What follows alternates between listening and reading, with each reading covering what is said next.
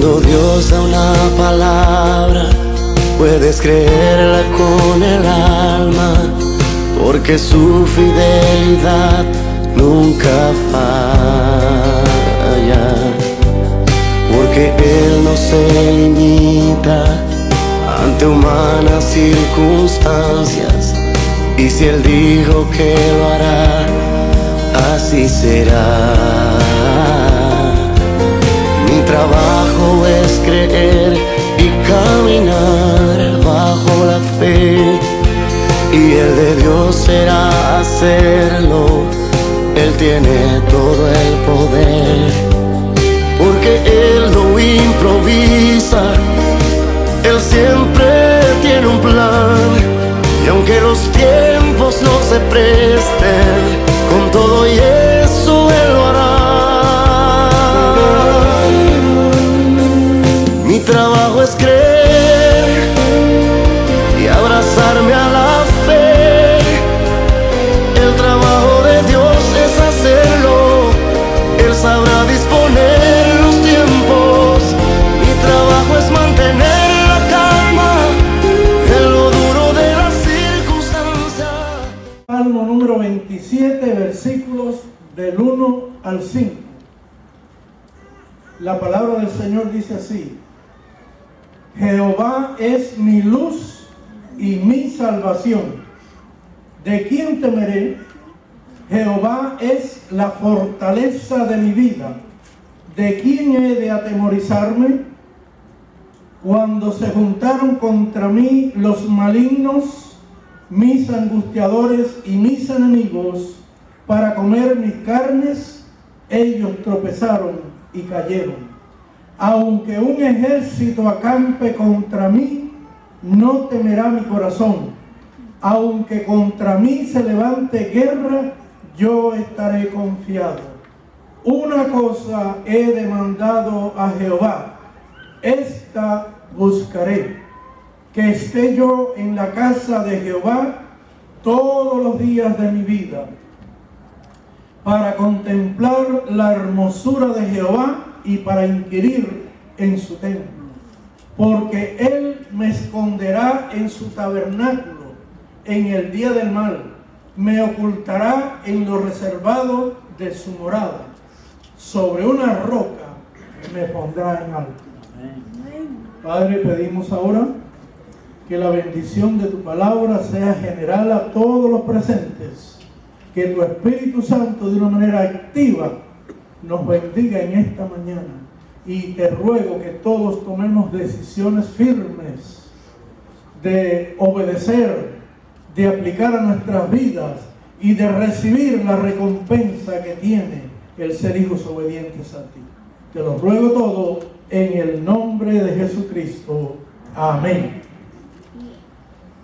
Este salmo, hermanos, está compuesto de un grupo de tríadas, es decir, de grupos de 3 y 3 y 3 pensamientos. Nosotros hemos tomado la primera tríada, que está compuesta, por supuesto, por 3 pensamientos, que son los puntos que vamos a exponer en esta mañana. Así que el Salmo 27 es un testimonio que brota de la cueva de Adulán. Si ustedes recuerdan, la cueva de Adulán era el lugar donde se escondía David de su perseguidor y enemigo Saúl, el rey de Israel. Este salmo representa un testimonio. Bendijo y salvó a su hijo y a su futuro rey sobre el pueblo de Israel. Así que en los 3 puntos hemos puesto, por ejemplo, una triple necesidad. Segundo punto, un triple deseo. Y el tercer punto, un triple privilegio. Así que vamos a comenzar con el punto número 1, una triple necesidad. Y leo de nuevo el versículo 1 para que traigamos a la vista en qué consiste esa triple necesidad. Jehová es mi luz y mi salvación. ¿De quién temeré? Jehová es la fortaleza de mi vida. ¿de quién he de atemorizarme? Bueno, ahí tenemos la triple necesidad, que consiste en luz, en salvación y en fortaleza. En primer lugar, podemos ver en la palabra de Dios y en la experiencia cotidiana de las personas que viven en este mundo, que el enemigo de la raza humana, Satanás, ha entenebrecido el entendimiento de las personas para que no les llegue la luz de Dios, para que no les amanezca, para que no perciban las realidades del reino de Dios, para que vivan en oscuridad, en ignorancia y en condenación. Esa es la obra que Satanás hace en este mundo. Cuidado con que permitamos que nos rodee con sus tinieblas. Pero la obra de Dios es diferente, por supuesto. Tiene que ser lo contrario. David proclama y da testimonio de que él no carece de la luz, que él la necesita, pero que Dios es su luz y su salvación. Vamos a leer algunos versículos de la Biblia, hermanos, para corroborar lo que Dios hace en cada uno de nosotros. Segunda a los Corintios, esta carta escrita por el apóstol Pablo a esta iglesia fundada por él en la ciudad de Corinto. En su segunda carta, el apóstol Pablo pues les habla en el capítulo 4 y versículo 6. Escuchemos lo que nos dice la palabra de Dios. Dice así: porque Dios, que mandó que de las tinieblas resplandeciese la luz, es el que resplandeció en nuestros corazones para iluminación del conocimiento de la gloria de Dios en la faz de Jesucristo. Este versículo, hermano, es un monumento a la obra redentora de Dios en nuestras vidas. Antes estábamos en tinieblas, bajo el poder de Satán y sus huestes espirituales de maldad. Antes estábamos en ignorancia, desconocíamos las realidades de Dios y del reino de Dios. Pero Dios, por su misericordia, por medio del Espíritu Santo, resplandeció. Es cuando está la noche bien oscura y sale el sol.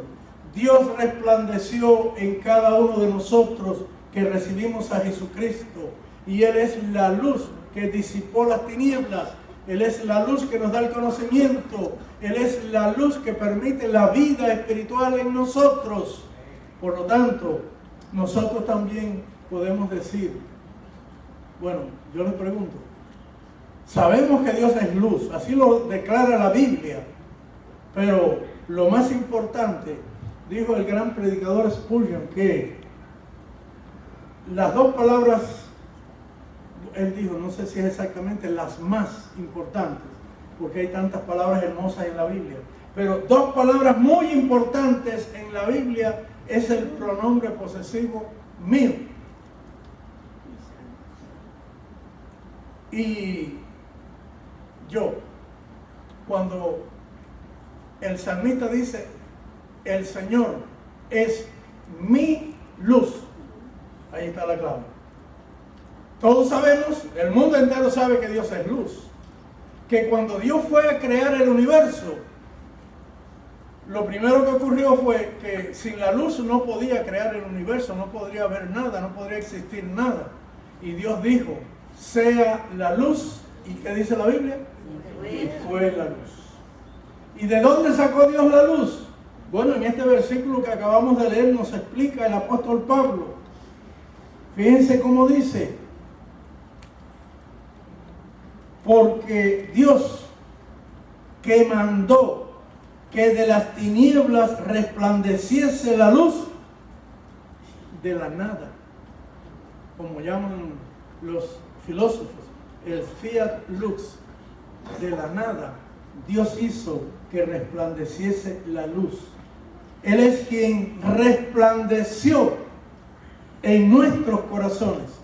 Cuando no había ninguna luz en nosotros, cuando estábamos muertos en nuestros delitos y pecados, Dios hizo, por su gracia, por su misericordia y en el poder del Espíritu Santo, hizo que resplandeciese su luz en medio de nosotros y que entonces resucitáramos, fuéramos vivificados, fuéramos despertados a las realidades de su reino, de su vida y de la salvación. Así que sabemos que Dios es luz. Ahora, mi pregunta indudablemente para todos ustedes es la siguiente: ¿es Dios tu luz? ¿Te pertenece? ¿Estás usando esa partícula posesiva pronominal mío? Como de la misma manera que David decía, Jehová es mi pastor. Una cosa es decir, Jehová es un pastor, Jehová es un buen pastor, Jehová es un pastor eterno, y otra cosa es decir, Él es mío, Él es mi propiedad, Él es mi tesoro, Él es mi vida. David proclama que el Señor era su luz, no importara dónde estuviera, en la cueva de Adulán o en las profundidades de un valle oscuro huyendo del enemigo, Dios siempre estaba en él, era su cuidador, era su protector, era su bendición suprema. Dios es mi luz. Voy a leer otro versículo, amados hermanos, en el Evangelio de Juan, en el capítulo 8 de ese Evangelio tremendo, Evangelio pues que no pertenece a los sinópticos, sino que es un evangelio que profundiza en la eternidad para revelarnos la naturaleza misma de nuestro Señor. Evangelio de Juan, capítulo 8 y versículo 12, dice así la palabra: otra vez Jesús les habló diciendo: yo soy la luz del mundo. El que me sigue, si tú y yo seguimos a Jesús, le obedecemos, vamos detrás de sus pisadas, el que me sigue, dice aquí la palabra, no andará en tinieblas, sino que tendrá la luz de la vida. Qué declaración tan profunda, tan hermosa. Qué maravilloso que 1000 años después de que David declarara que el Señor había sido su luz en momentos de angustias, de aprieto, de persecución, de oscuridad física, Dios había sido su luz en medio de esa situación. Es una necesidad, amados hermanos. Yo les recomendaba la clase esta mañana, cuando tuvimos la clase de la escuela dominical, que cuando vayamos a la palabra, no vayamos con una mente pues lista a leer la palabra, a escrutar como si fuéramos literatos, como si fuéramos filósofos. No, vayamos a la palabra buscando y pidiendo del Señor la iluminación del Espíritu Santo, la unción que nos viene del cielo para poder ver lo que hay ahí de parte de Dios para nosotros. Así que además quiero leerle otro versículo, amados hermanos, en la carta que el apóstol Pablo escribió a los Efesios, carta a los Efesios, capítulo número 5, escucharemos lo que el apóstol Pablo declara a esta amada iglesia, fundada por él también. Efesios capítulo número 5, versículo 14. Dice así la palabra del Señor: por lo cual dice, despiértate tú que duermes. Imaginémonos, hermanos, los que duermen. A mí me gusta dormir con la ventana cerrada para que no me entre, porque si la luz del sol me da en los ojos, no es fácil dormir. Entonces la descripción aquí es de alguien que está durmiendo en oscuridad. Está con los ojos abiertos, andando por el mundo, trabajando, haciendo muchas cosas, pero está dormido espiritualmente. Despiértate tú que duermes. y levántate de los muertos. Quiere decir esto, que el que duerme, el que está en tinieblas, está muerto, y te alumbrará Cristo. Hay una conjunción ahí de dos acciones, una que depende de nosotros y otra que el Señor promete que va a realizar. Nosotros hemos de despertarnos. Cómprase un despertador espiritual. Pídele al Señor, despiértame, Señor, despiértame. Yo quiero despertarme. Y el Señor lo va a despertar. Despiértate. Y además, una vez que te despiertes, no te quedes ahí, en esa cama moribunda de cementerio, de muerte.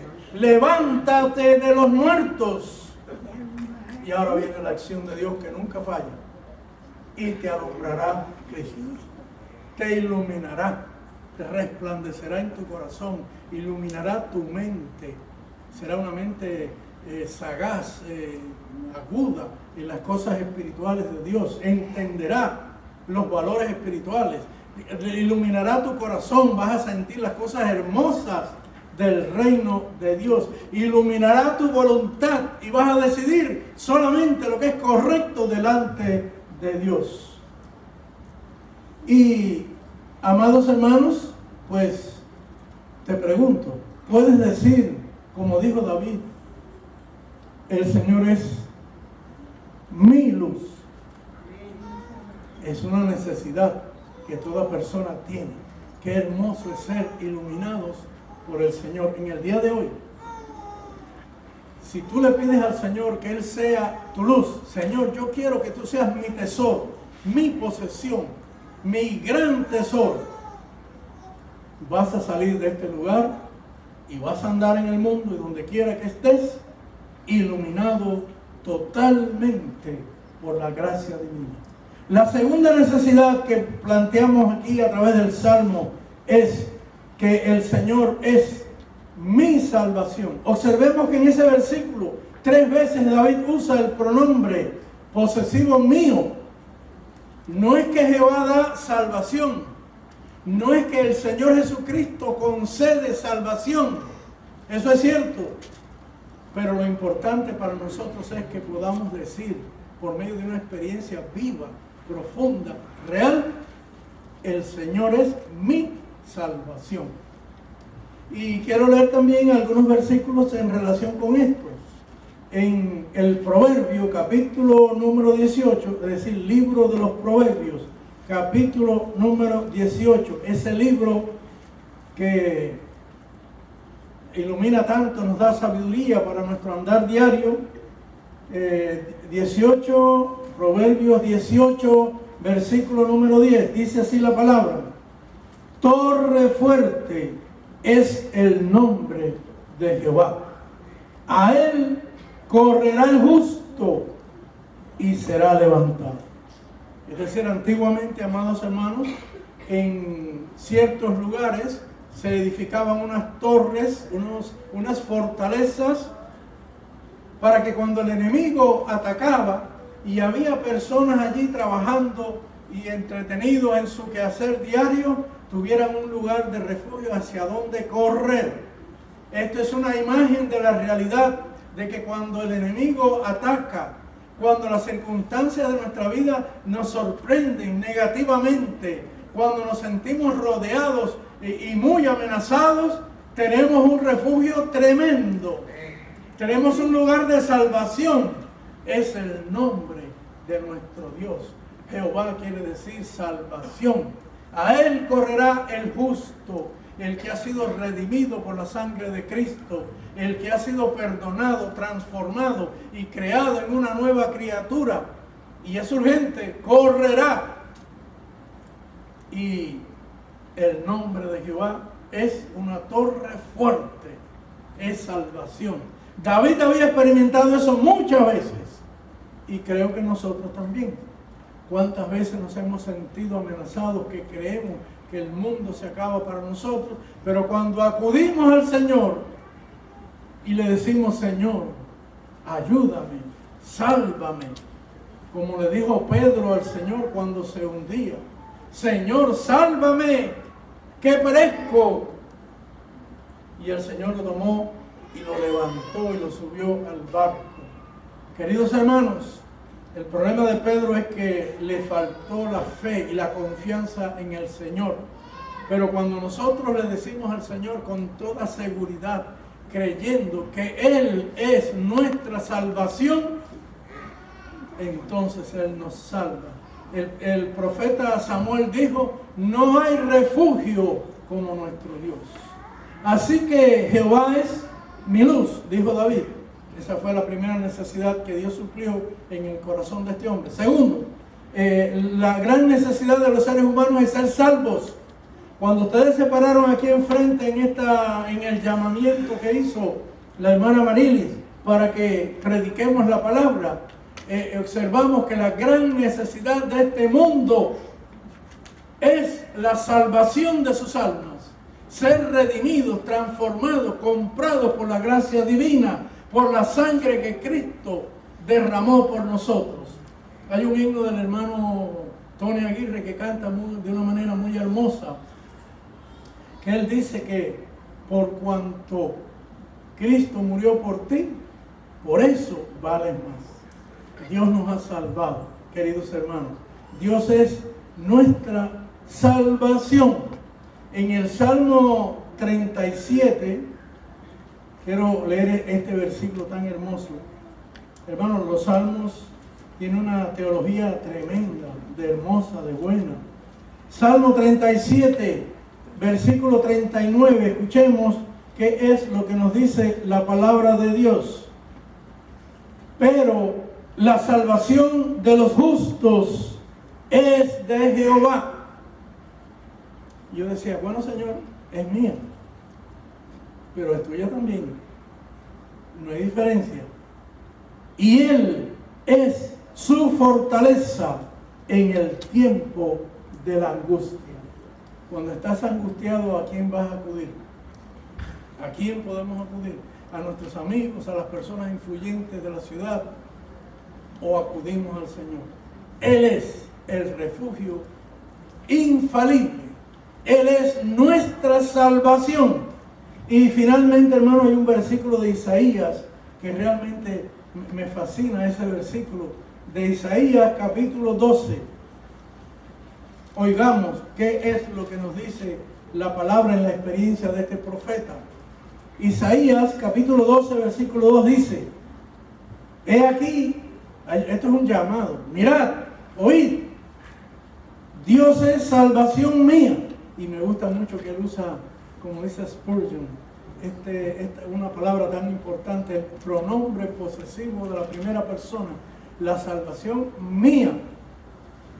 He aquí, Dios es salvación mía. Me aseguraré y no temeré, porque mi fortaleza y mi canción es Jehová, quien ha sido salvación para mí. Así que la segunda necesidad que tiene el hombre es la de ser salvos.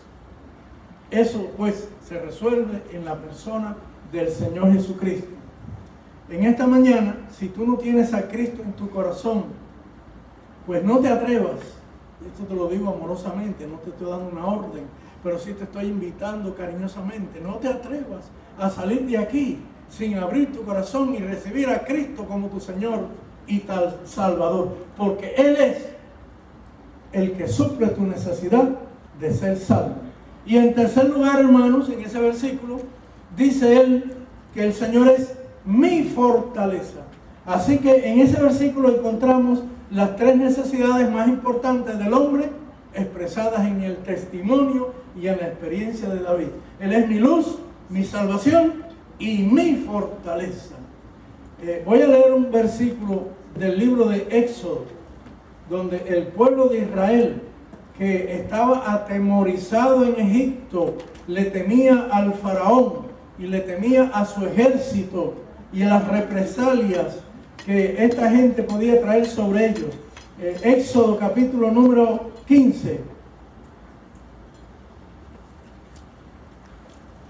versículo 2, dice así: después que ellos atravesaron el mar rojo por el fondo, por lo seco, cuando estaban allí temblando, hasta el propio Moisés se atemorizó y dijo: Jehová, y empezó a orar, y el Señor le dijo: oye, Moisés, esta no es hora de orar, esta es hora de marchar, marcha. Y después que pasaron y vieron a los enemigos destruidos y ellos libres al otro lado del Mar Rojo, el pueblo de Israel clamó y cantó y dijo: Jehová es mi fortaleza y mi cántico, ha sido mi salvación. Este es mi Dios y lo alabaré, Dios de mi Padre, y lo enalteceré. Qué cosa tan tremenda, hermanos, que cada vez que uno observa la liberación del Señor, la salvación que Dios nos da, podamos clamar de esa manera: Dios es mi salvación, este es mi Dios. Y finalmente, bueno, no lo voy a leer, ustedes, muchos hermanos lo saben de memoria, el versículo de Nehemías, cuando edificaba los muros de Jerusalén, y allí estaba Sanbalat, estaba Tobías, y los árabes oprimiéndolos, persiguiéndolos y amenazándolos, que Nehemías dijo: el gozo del Señor, mi fortaleza es mía, es la fortaleza. Así que, amados hermanos, Dios es nuestra luz, Dios es nuestra salvación y Dios es nuestra fortaleza. El cristiano a veces, cuando se descuida en su vida espiritual, está enclenque, está débil.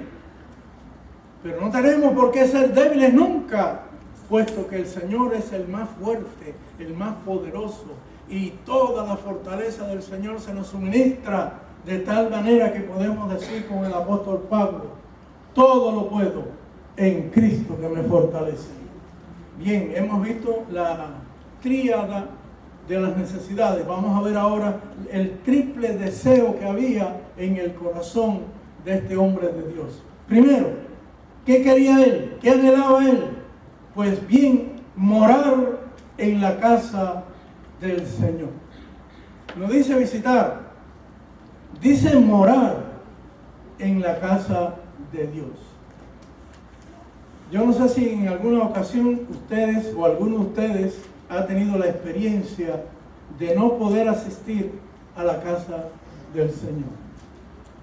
En una ocasión yo estuve 1 año y 6 meses fuera de mi casa y fuera de la iglesia. Yo seguía siendo el pastor de la iglesia, pero en ausencia. Y amados hermanos, qué experiencia tan sublime cuando en mi corazón yo analizaba las experiencias que tiene un cristiano y acude al altar del Señor y se reúne con el Señor a orar y a compartir, y que Dios le bendice a uno.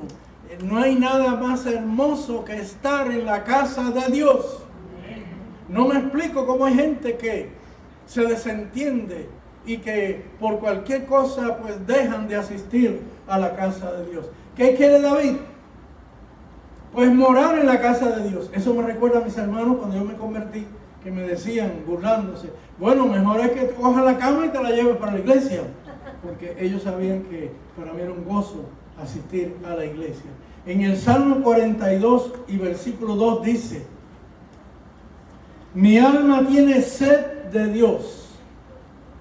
Si un cristiano no tiene sed de Dios, porque así mismo como fuimos creados para tomar agua y sentimos sed, y si no tomamos agua perecemos, igualmente fuimos creados para desear, para llenarnos, para nutrirnos fuertemente con la presencia de Dios. Si no tienes esa sed de Dios, pues estás enfermo, estás convaleciente. Dile: Señor, yo quiero tener sed de ti. Mi alma tiene sed de Dios, del Dios vivo. ¿Cuándo vendré y me presentaré delante de Dios? Dice aquí: fueron mis lágrimas mi pan de día y de noche, mientras me dicen todos: ¿dónde está tu Dios? Así que David pensaba y sentía y anhelaba: ¿cuándo yo podré ir a la casa de mi Dios? Recordemos que él estaba huyendo, estaba lejos de Israel, estaba lejos del templo, en las montañas, y él anhelaba profundamente asistir a la casa de Dios. Así que ese era el deseo profundo de su corazón. Y en el Salmo 84, hoy por la mañana, pues estuvimos oyendo qué nos dice la palabra. Cuán amables son tus moradas, oh Jehová de los ejércitos. Anhela mi alma y aún ardientemente desea los atrios de Jehová. Mi corazón y mi carne cantan al Dios vivo. Aún el gorrión halla casa y la golondrina nido para sí, donde ponga sus polluelos. Cerca de tus altares, oh Jehová de los ejércitos, Rey mío y Dios mío. Así que el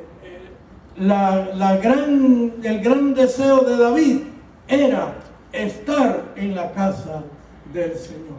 Espero que todos nosotros anhelemos y demos gracias y bendigamos al Señor por la casa que Dios nos ha dado, que Él sí mora aquí siempre. Cada vez que venimos, Él está aquí y nos recibe, nos ayuda, nos habla, nos toca.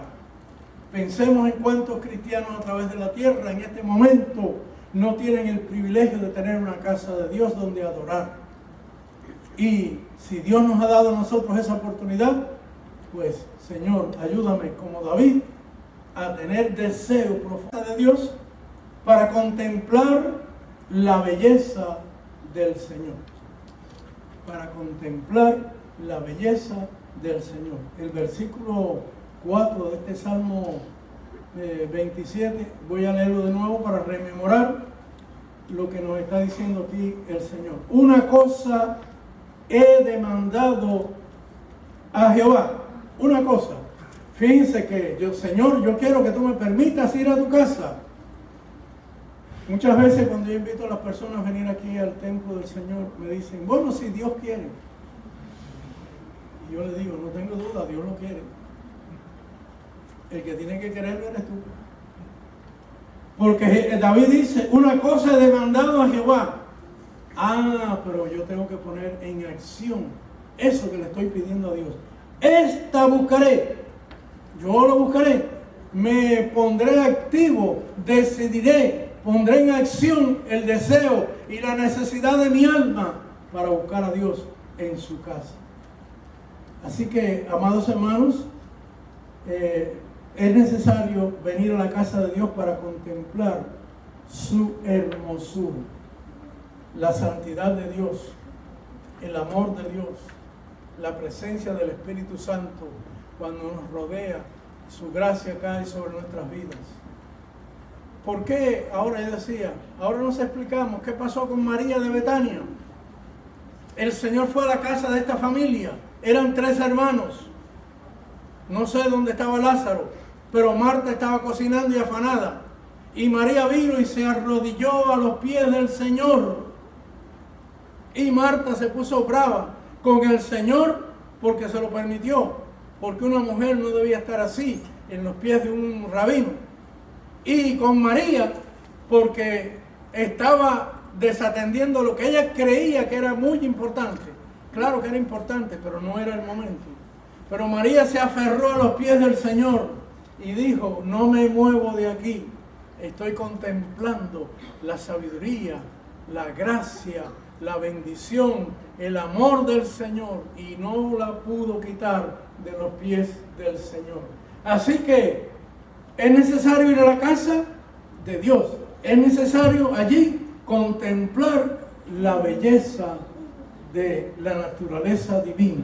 Y en tercer lugar, amados hermanos, para inquirir, para buscar, para profundizar, para escrutar en el corazón de Dios. Hay un versículo que me sorprendió mucho y que explica esto de inquirir. En el Salmo 63, escuchemos qué nos dice la palabra del Señor. Salmo 63 y versículo número 2. Dice aquí el salmista, para ver tu poder y tu gloria, así como te he mirado en el santuario. Es decir que David nota que en esta comunión con el Señor, pues hay una percepción, una visión maravillosa. Inquirir es buscar cada día más, es profundizar en la persona, en los planes, en el amor y en la gracia de Dios para nuestras vidas. Quiero estar en la casa de Dios para contemplar su hermosura y para inquirir de su persona y de su gracia. Así que el miércoles estudiamos sobre la vida del misionero Pablo y escrutábamos, el viernes, y veíamos allí cómo Pablo llegó a Mileto y empezó a predicar, y tuvieron un culto, una vigilia durante toda la noche, celebraron la Santa Cena. Y amados hermanos, allí en Mileto, pues Pablo predicando largo. Fíjense, yo nunca voy a predicar como Pablo, pero largo. Se durmió Eutico, y por dormirse en el culto, nadie se veía dormir en el culto. Dice la Biblia que cayó abajo desde un tercer piso y se mató. Pero es decir que se interrumpió el culto, hubo un alboroto allí. Pablo bajó, lo abrazó, oró por él y le devolvió la vida, lo resucitó el Señor. Así que, amados hermanos, pues cuando vengamos a la casa de Dios, vengamos a inquirir, vengamos a escrutar. No dejes que te duermas, no dejes que la tableta esa te entretenga. No dejes, si alguien habla contigo, no le responda, no, pon tu atención en la palabra de Dios, en la alabanza a Dios. Inquiere, busca y crece en las cosas del Señor. Y ahora viene, hermano, la tercera tríada, que es el triple privilegio de la vida del cristiano. Primero, Él me esconderá en su tabernáculo. Y quiero leer en la carta del apóstol Pablo a los Colosenses, en el capítulo número 3 y versículo 3 también. Colosenses 3:3. Escuchemos qué nos dice la palabra del Señor. Leo y dice así: porque habéis muerto y vuestra vida está escondida con Cristo en Dios. Nuestra vida está escondida con Cristo en Dios. No somos de este mundo, no pertenecemos a este mundo. Cuando el enemigo trata por ahí de buscar gente para matar, para agobiar, para amargar, yo estoy escondido con Cristo. No me puede tocar. Qué hermoso es sentirnos escondidos con el Señor. Y añade más aquí la palabra del Señor. Bueno, voy a leer, hermano. Hay un himno que me gustaría que nosotros aprendiéramos aquí, cantáramos. Hermano Gesser, toma nota de esto. Es el himno del amor divino, inspirado en Romanos 8:28. En la primera estrofa de este himno, estoy seguro que el himnólogo se inspiró en este versículo de Colosenses 3:3. Y dice así: del amor divino, ¿quién me apartará? Escondido en Cristo, ¿quién me tocará? Si Dios justifica, ¿quién condenará? Cristo por mí aboga, ¿quién me acusará? A los que a Dios aman, todas las cosas ayudan a bien. Esto es mi consuelo, esto es mi sostén. Así que el salmista se inspira en este hermoso himno. Yo creo que está ahí entre Colosenses o Romanos 8:28. Qué hermoso ese himno, tan bonito. Debemos cantarlo, hermano. Tomen nota de esto. Así que dice aquí la palabra que Dios me esconderá en su tabernáculo. Cuando hay peligro, el Señor me toma y me dice: ven para mi casa, y me esconde, y el enemigo no me puede tocar. Segundo, Él me ocultará en lo reservado de su morada. Y si los buscadores, si los enemigos insisten, entonces Él nos hace pasar a lo reservado de su morada. Uno tiene una sala, tiene un comedor, pero hay lugares más profundos, la habitación de la familia, de los esposos, en lo reservado de la morada. Allí Él nos cubre, nos cuida y nos protege. Y finalmente, hermanos, me pondrá sobre una roca. Así que leo el versículo 5 de este hermoso salmo, Salmo 27, versículo número 5. Escuchemos qué nos dice aquí el Señor para recordarlo, porque ya lo hemos leído.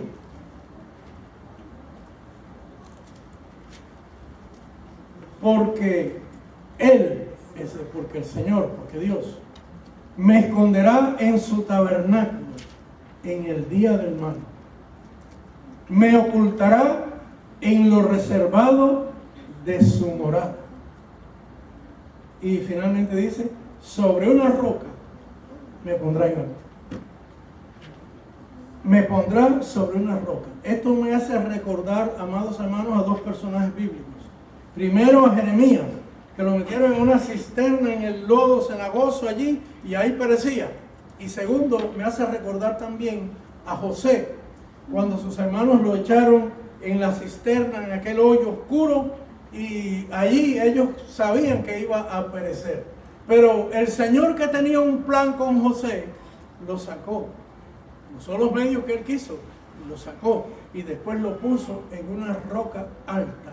Cuando nosotros recibimos al Señor como el Salvador, el guía, el pastor de nuestra vida, no solo me esconde, no solo me oculta, sino que me coloca en una roca alta y sublime. Así que, amados hermanos, mi conclusión en esta mañana es la siguiente. Aquí vemos una triple necesidad suplida por el Señor. Vemos un triple deseo del corazón del salmista, que debe ser el deseo de todo cristiano. Y vemos también un triple privilegio que Dios hace con sus hijos. Nos esconde, nos oculta y nos pone sobre una roca. Entonces, ¿es el Señor la propiedad más querida de tu corazón? ¿Es Dios, tu pastor, tu luz y tu salvación? Ser librado de este siglo malo y vivir en plenitud por siempre es el privilegio que Dios nos concede. Decimos, bueno, el mundo está peligroso, es cierto. Pero como dijo también el salmista en el Salmo 46, Jehová, ¿se acuerdan del Salmo 46? Jehová es la fortaleza de mi vida. No temeré.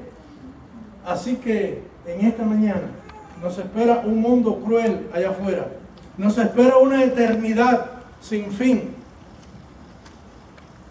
Y a menos que aceptemos a Cristo, nuestro Señor y Salvador, seremos bendecidos como hemos estudiado en este hermoso salmo. Por eso les decía, no te atrevas a irte de aquí sin consagrar tu vida al Señor plenamente. Si no tienes a Cristo todavía, si no te has convertido, si no has recibido al Señor en tu corazón como tu Salvador, hoy es el día. Dile, Señor, yo me quiero entregar a ti. Y así saldrás como un triunfador, como dice el Salmo también. Irás de poder en poder, de triunfo en triunfo, para gloria de Dios y para gozo y beneficio de tu vida personal. Vamos a estar en oración, amados hermanos. Oremos. Señor, gracias por tu palabra. Ella es viva, poderosa y eficaz. Mira también las necesidades de este pueblo que ha escuchado el anuncio de tu palabra. Tú sabes quién necesita una reconciliación contigo. Tócale. Mira aquí si hay alguno que no te conoce. Tú sabes que necesita ardientemente abrir su corazón y decirte, Señor, te recibo, ven a mi vida, sálvame. En esta mañana, Espíritu Santo, ponemos en tus manos este trabajo, porque tú viniste a esto, a convencer al mundo de justicia, de juicio. Y, oh Señor, te pido que hagas tu obra en este momento. Yo en tu nombre voy a invitar, pero tú eres el que hace la obra. Así que glorifícate en este momento. Yo te lo pido todo en el nombre de Jesucristo. Amén. En primer lugar, quiero llamar a una reconciliación.